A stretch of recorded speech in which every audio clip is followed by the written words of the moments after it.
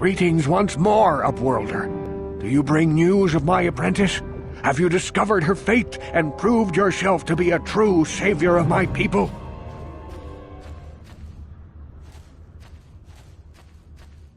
It is as I feared, then. She joins the list of those who have given their lives in the service of our cause. But though I am saddened by this news, there is yet hope. By finding my apprentice, you have proved yourself worthy, Upworlder. You are to be the beacon on our path to salvation. You will guide us to the Promised Land.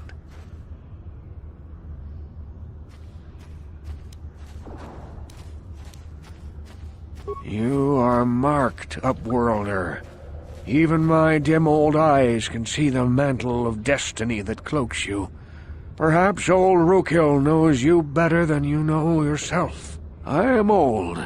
I have lived 100 years in the Undercity, cast down into the darkness. I know the legends and history of our people, and now you must learn it too.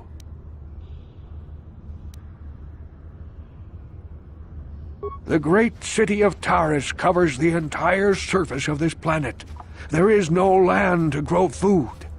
Kelp harvests and the creatures of the sea are our only food source. A century ago, rising levels of toxic pollution poisoned the oceans, and famine swept the planet.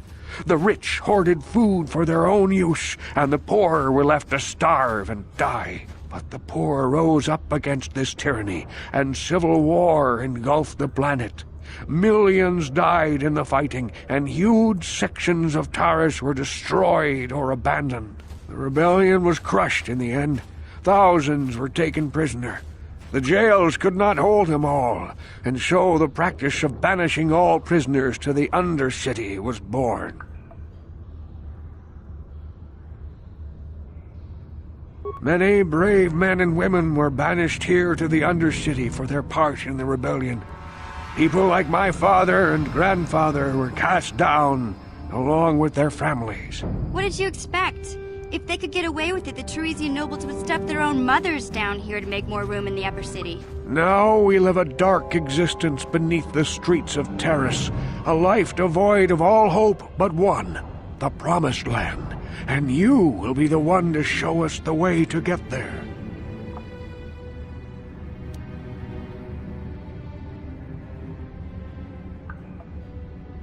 Legends tell of a self-sufficient colony founded just before the famine and lost during the Civil War. A paradise beneath the Undercity where droid servants tend to every need. For many years I searched for the Promised Land, just as my grandfather and father did before me. When I became old and gray, my apprentice continued the search on my behalf. I have collected many clues hinting at its location. The journal of my apprentice provides yet more information, but still, there are too many pieces missing from this puzzle. But I know my father and grandfather each had journals where they recorded their own discoveries. Perhaps, with their journals, I could at last uncover its hidden location.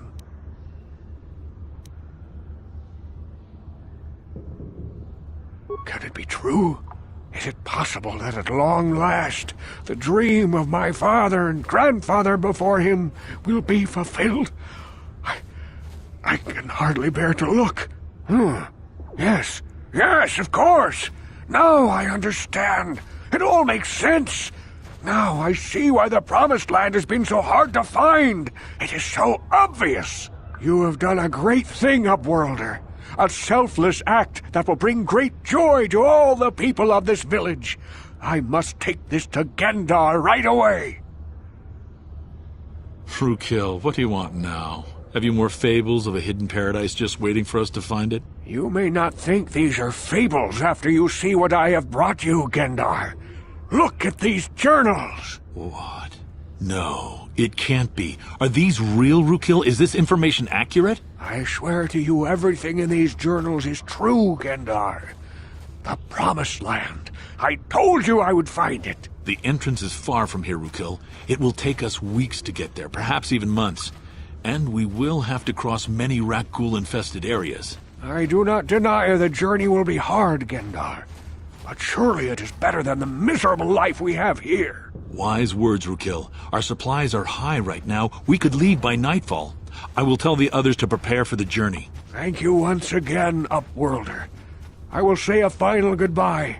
For where we are going, I fear you cannot come.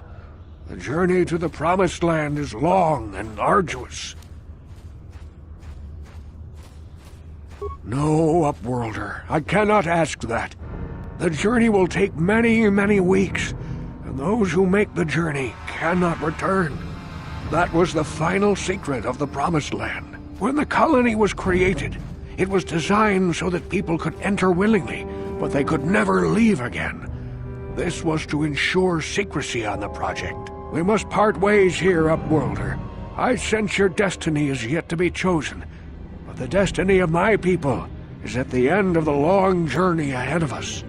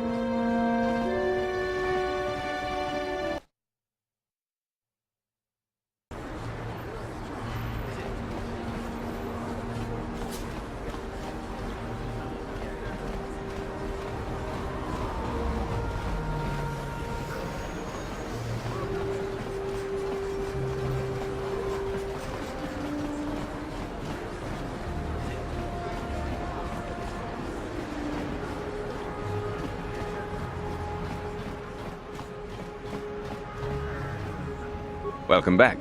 Are you in need of healing or medical supplies? I can treat you right here at the center for almost any condition. You have the serum? Impossible! How did you get this? No, wait, I don't really want to know. Can I see it? The serum, I mean? I need to see if there is enough for me to analyze it so I can start producing it in mass quantities. Let me see. Yes, this is it! A cure for the rat ghoul disease. With this sample, I can make enough serum for everyone. The people of Terrace owe you a debt they can never repay. Please, take this small reward. It isn't much, but it's all I can afford. A few credits and 2 spare med packs.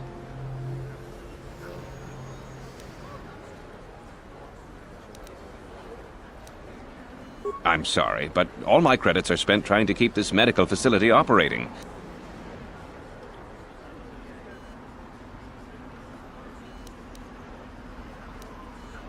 I appreciate everything you've done. There are many who would have sold the serum to the crime lord Davik for a much higher sum. Now, is there anything else I can do for you? Of course. Just step over here and I'll show you what I have in stock. You blew it! If you'd brought that rat ghoul serum to Zax, you would have made it worth your while. But no, you had to go and do the honorable thing.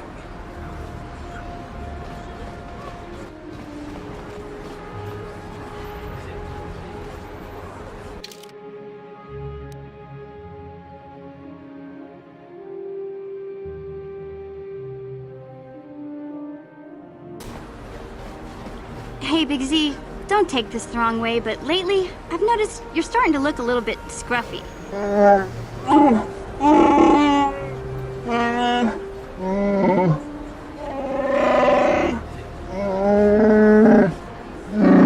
No, I'm not suggesting a bath. I know how well that went over last time. But your hair's getting all tangled. And if you look close, you can see a few gray strands starting to poke through.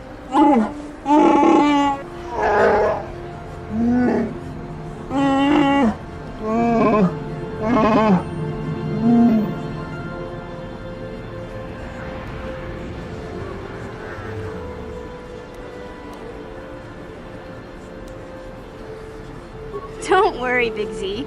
It's nothing I can't fix. A little trim, a splash of coloring, and you'll be as good as new. Best looking Wookiee on the planet. Maybe a nice suit.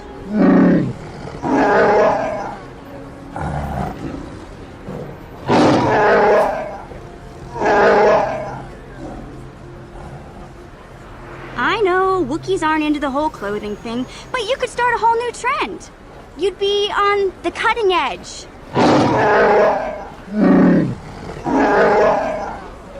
Okay, sheesh. Try to offer some constructive criticism, and this is the thanks I get? Let's move on.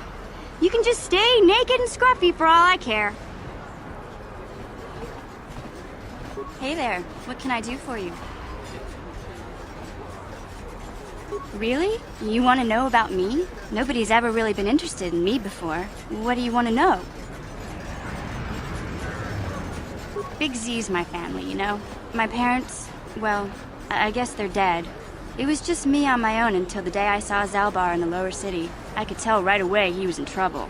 This was before the gang wars were out of hand. But even then, the Vulkars were scum. A few of them were hassling Big Z, trying to pick a fight, but he wasn't looking for trouble.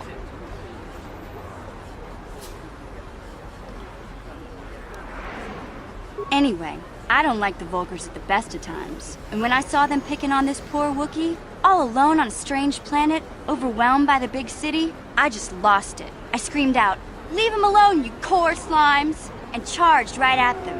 Well, one of them saw me coming and slapped me so hard he just about knocked me cold.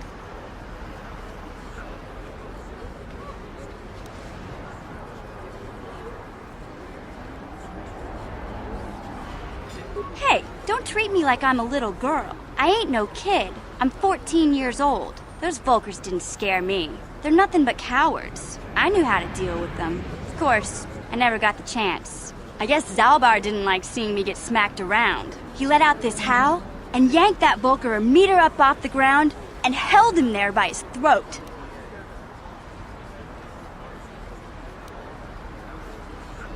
The other two screamed and ran off. Can't say I blame them. The first time you see an angry Wookiee up close, it isn't a pretty sight. I thought Zalbar was gonna rip that punk's arms off and beat him to death with his own fists. The Vulkar was so scared, he fainted. Or maybe it was Big Z's breath just knocked him out.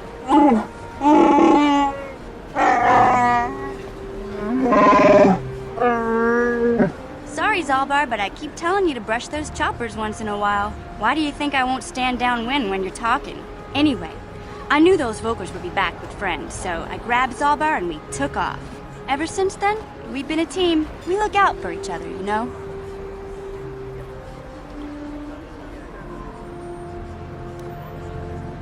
Hey, what's that supposed to mean? You think I can't take care of myself? I've got street smarts. I know how to get by on my own. In fact, I look out for Zalbar more than he looks out for me, you know? Big Z's a little bit too gullible to make it alone on the mean streets of the lower city. He was fleeing some kind of trouble back on Kashyyyk. That's all I know, really. Big Z doesn't like to talk about it. In case you didn't notice, he's the strong, silent type. Doesn't much matter to me, though. I accept him for what he is, not what he was. Me and Zalbar like to live in the present. Yeah, I suppose you're right. Like I used to tell my brother, fast talk and slick words don't get the job done. My brother's a touchy subject, you know. It just so happens, I don't really feel like talking about him right now. Nothing personal. Let's just get back to the business at hand, okay?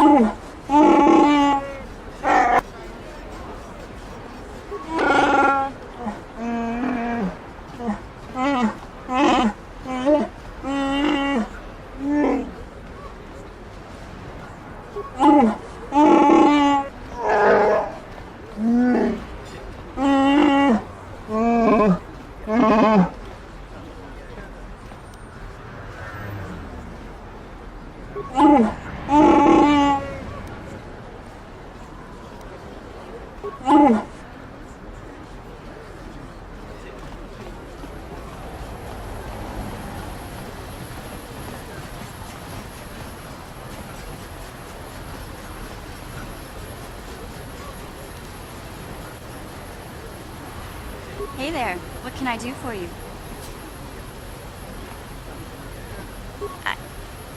I was a little snappish when we last talked. I'm sorry about that. I get a little touchy when it comes to Griff. It's kind of embarrassing telling people about him.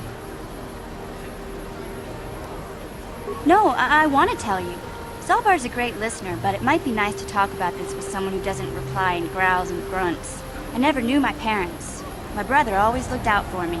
He's the one who brought me here to Tars. I was just a kid, only 5. But I remember the trip, if you could call it that. We were stuffed inside a packing crate in a starfighter's cargo hold with just enough food and water to make the trip. Not exactly first class, you know.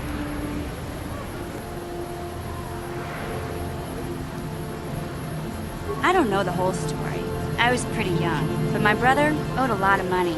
Might even have been a few arrest warrants out for him, I don't know. The only way to get off the planet was to smuggle ourselves out. I mean, I don't want to make it sound like we were criminals. Well, maybe my brother was. See, this is why I don't like to talk about it. It makes Griff sound worse than he really was. My brother had his problems, but he always looked out for me. Yeah, that's what I'm trying to say. Without my brother, I don't know where I'd be. He gambled and drank, and he was always borrowing money for his latest get-rich-quick scheme. But he had a good heart, you know? He taught me how to survive, showed me how to slice into a computer security system, how to get inside a locked building without the entrance codes, and how to spot a wealthy mark for a quick shell game. Yeah, Griff did right by me. I really miss him since he left. I keep hoping he'll come back someday. He promised me he would.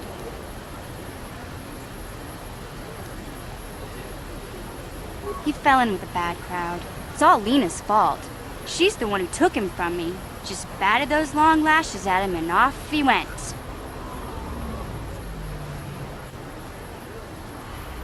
I don't want to talk about Griff and Lena. Just the thought of that space tramp makes my blood boil. Subject's closed as far as I'm concerned. If I'm gonna be any help to you, I can't be worrying about my brother running off with some intergalactic skank. So is there something else you need? Okay, have it your way.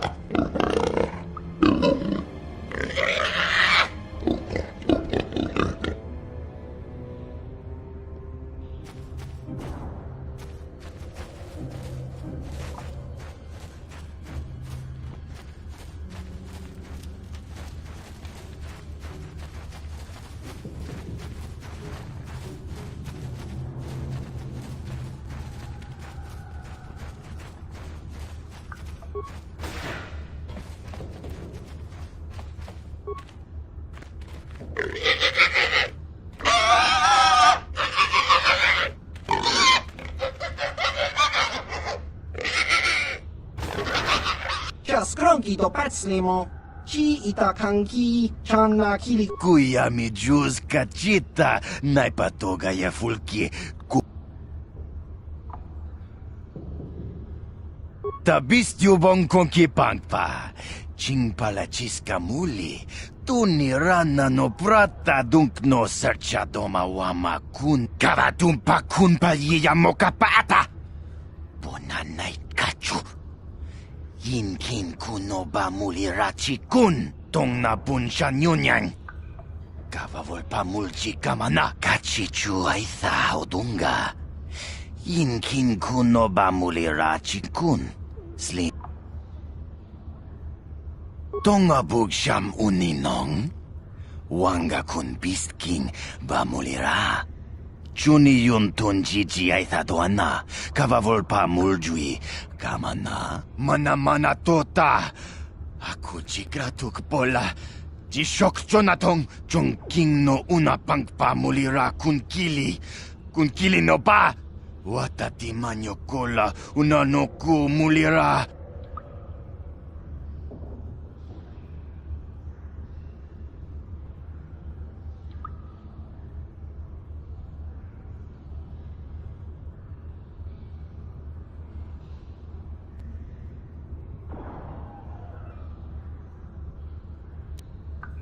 Tonghai tua mana tota.